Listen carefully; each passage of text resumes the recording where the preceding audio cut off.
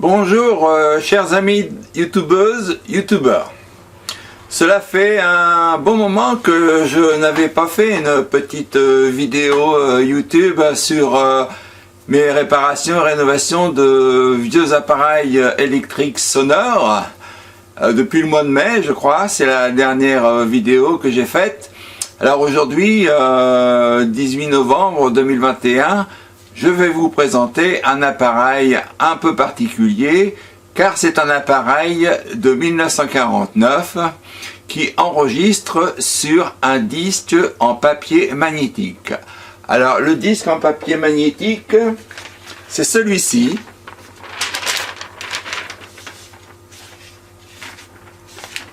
Je l'ai réalisé moi-même, car quand j'ai acheté l'appareil, il n'y avait pas le disque magnétique. Comme je dispose de papier magnétique d'un magnétophone Rolls qui fonctionne comme le principe à bande Carole, j'ai découpé 3 bandes de papier. Je les ai scotchées au dos et j'ai découpé mon disque pour pouvoir enregistrer le son de ma voix avec un microphone. Alors voilà pour le disque magnétique. Parlons maintenant de l'appareil. L'appareil, c'est un ricordon, c'est un dictaphone exactement. C'était souvent utilisé autrefois dans les sociétés pour les dirigeants d'entreprise qui dictaient un message à taper à leur secrétaire. Et il y avait beaucoup, et il y a toujours aujourd'hui un besoin de dictaphone, et même encore aujourd'hui est utilisé pour des besoins médicaux, des dictaphones à bande. La bande magnétique est toujours, le support magnétique est toujours utilisé. Alors je vais vous présenter donc ce dictaphone Ricordon de 1949 qui a été conçu par la maison anglaise Thermionic. Voici, j'enlève son couvercle.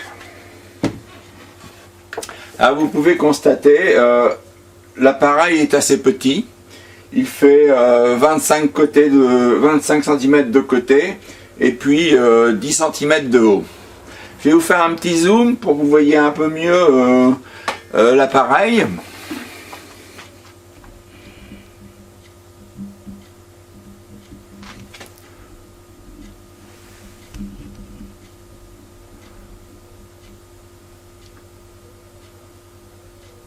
Voilà.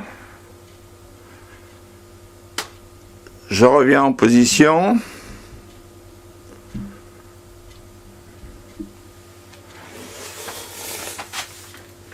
Bon, j'espère ne pas avoir trop déréglé la caméra.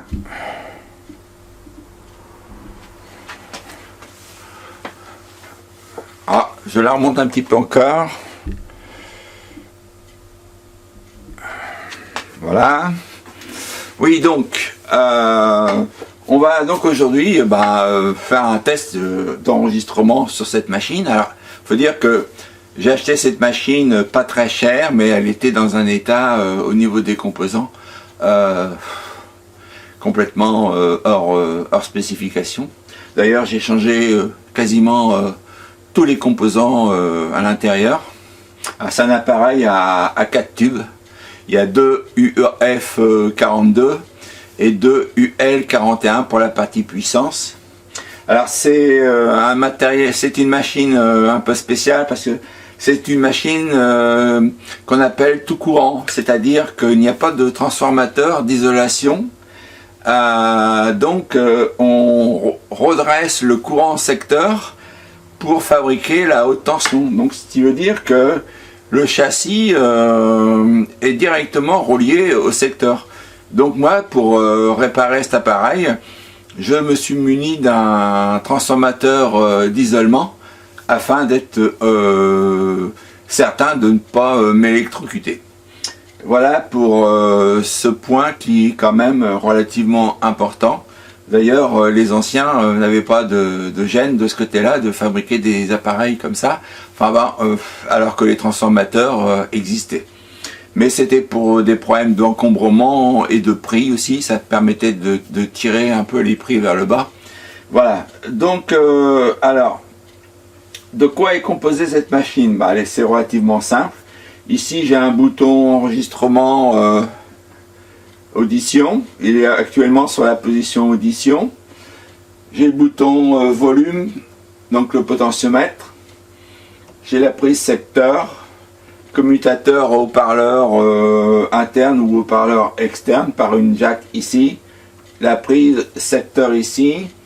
Et puis je peux aussi, si je veux, enregistrer de la radio. L'aimant ici pour effacer le disque quand il est plein, le bras qui est gradué en minutes, donc que je vais placer actuellement. Alors oui, pour vous expliquer, il y a un petit plateau, c'est comme un disque, il y a un sillon à l'intérieur et il y a un palpeur sur le bras qui est dans le, et il y a un palpeur dans le bras qui suit le sillon. Comme ça, la tête magnétique avance sur le papier. Donc je vais me rapprocher au plus près. Voilà. Alors, ce bouton-là, je me suis demandé à quoi il servait. Au départ, j'ai tout de suite pensé que c'était pour régler la hauteur du palpeur sur le disque en plastique. Mais non, c'est en fin de compte, il y a un excentrique sur ce bouton molleté qui vient décaler la tête par rapport à l'enregistrement qui est sur le disque.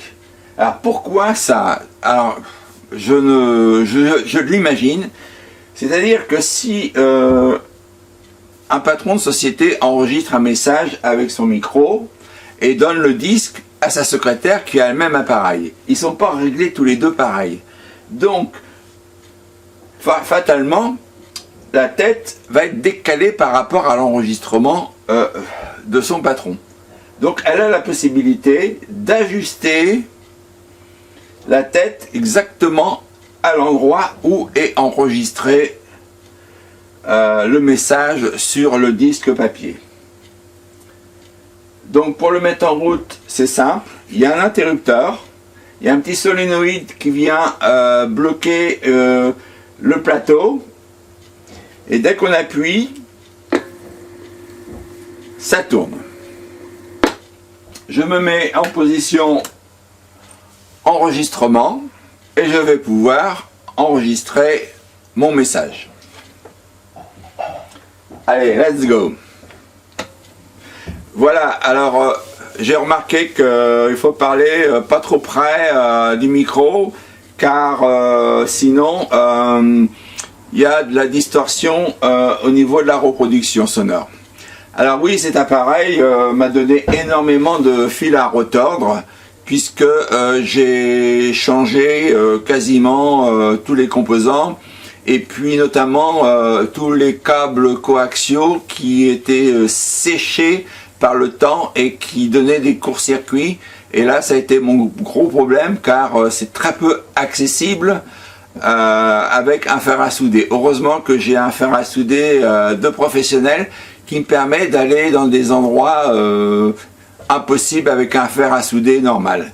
Voilà, bon, je crois que le message est suffisamment assez long. On va faire une petite écoute et voilà, terminé. Donc je me remets en position audition. Je remets ma tête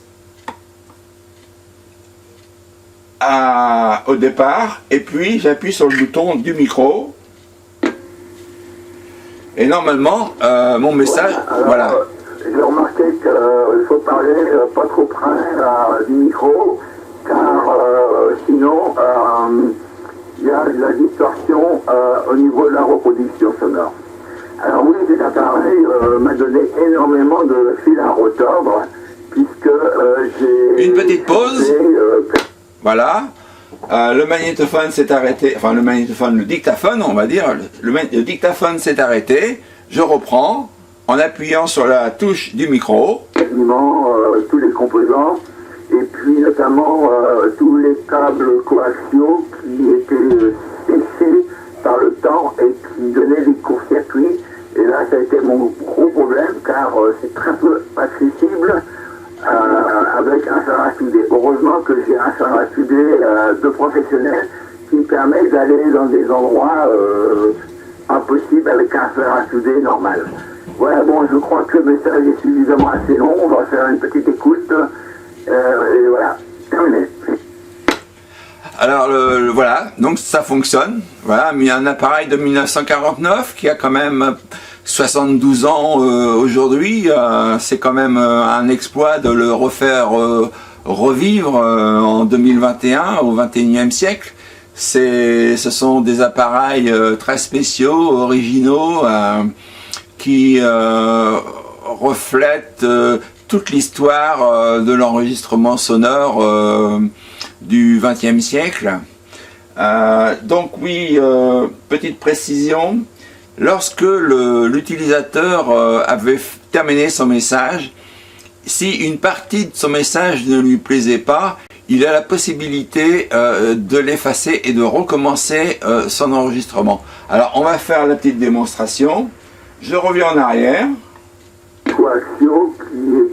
Alors il y a ici un bouton d'effacement partiel. J'appuie dessus et je lance la rotation.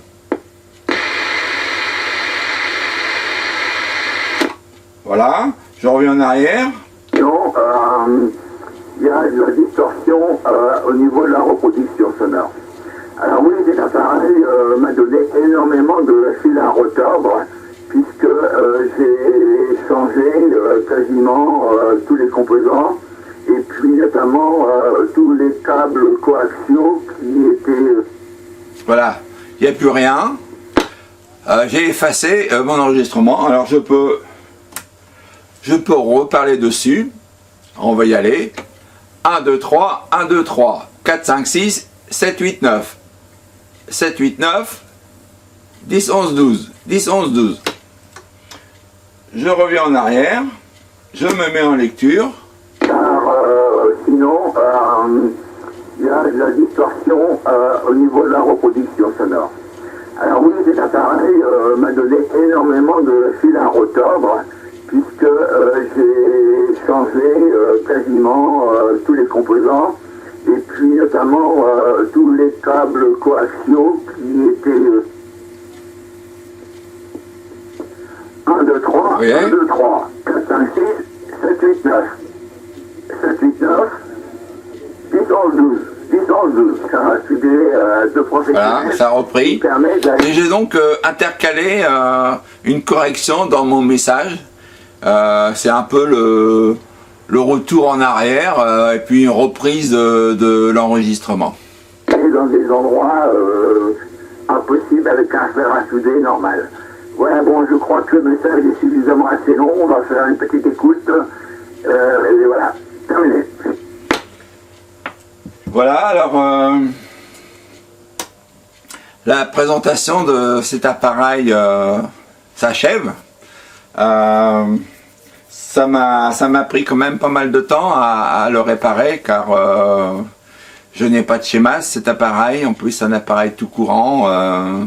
C'est pas comme un magnétophone ordinaire où on a un transfo, une tension secondaire redressée pour la haute tension, une tension pour le chauffage des lampes. Là, tout part à partir de la tension secteur, et tout le châssis est sur le secteur, donc c'est plus compliqué à comprendre, mais bon, j'ai réussi en changeant les composants et puis isoler tous les câbles coaxiaux qui étaient en court-circuité, à les changer et à le refaire marcher. J'avoue que quand j'ai pris le micro et j'ai enregistré ma voix, j'ai pu l'écouter, ça a été une joie immense, quoi. Donc voilà. Eh bien, je vous remercie, chers youtubeuses, youtubeurs de m'avoir d'avoir regardé cette vidéo, et puis je vous dis à bientôt, puisque depuis le mois de mai je suis pas resté les mains dans les poches. J'ai réparé d'autres magnétophones qui sont aussi très intéressants et anciens, et que je vais vous présenter certainement dans les prochains jours, hein, puisque là je suis installé, la caméra est branchée, je n'ai plus qu'à y aller, quoi. Voilà. Eh bien, je vous dis à une prochaine, et puis bonne continuation à vous. Au revoir. Et puis, surtout, n'oubliez pas la suite, la séance photo. Je voudrais un mari docile et sans reproche, qui aille dans ma poche, un vrai petit mari. Je le voudrais petit, mignon et bien gentil, et qui ne grogne pas, surtout comme papa. Je veux dans ma maison agir à ma façon, régner, gouverner à ma guise. Sans faiblesse chez moi, j'entends faire la loi. Tant pis si cela le défrise. Je voudrais un mari docile et sans reproche, qui aille dans ma poche, un vrai petit mari. Je le voudrais petit, mignon et bien gentil, et qui ne grogne pas, surtout comme papa. Il devra s'occuper de promener bébé et de tout le soin du ménage. Lever de bon matin, il devra, c'est certain, mettre tout son cœur à l'ouvrage. Je voudrais un mari docile et sans reproche, qui aille dans ma poche, un vrai petit mari. Je le voudrais petit, mignon et bien gentil, et qui ne grogne pas, surtout comme papa. J'exigerai de lui qu'il soit toujours bien mis, assis tête de pieds à la tête, qu'il soit guérilleur, toujours de bonne humeur, et que jamais il ne s'entête. Je voudrais un mari docile et sans reproche, qui aille dans ma poche, un vrai petit mari. Je le voudrais petit, mignon et bien gentil, et qui ne grogne pas, surtout comme papa. Quand j'irai au marché, pourquoi vous le cachez? Je veux aussi qu'il m'accompagne. Comme un petit boudet, je lui ferai porter les fruits que produit la campagne. Je voudrais un mari docile et sans reproche, qui aille dans ma poche, un vrai petit mari. Je le voudrais petit, mignon et bien gentil, et qui ne grogne pas, surtout comme papa. Je veux tâcher le bien, qu'il soit tendre et câlin, oui, mais avant tout bien fidèle. Je veux qu'aux yeux de tous, de moqueurs, de jaloux, qu'il verse en tout lieu d'un modèle. Je voudrais un mari docile et sans reproche, qui aille dans ma poche, un vrai petit mari. Je le voudrais petit,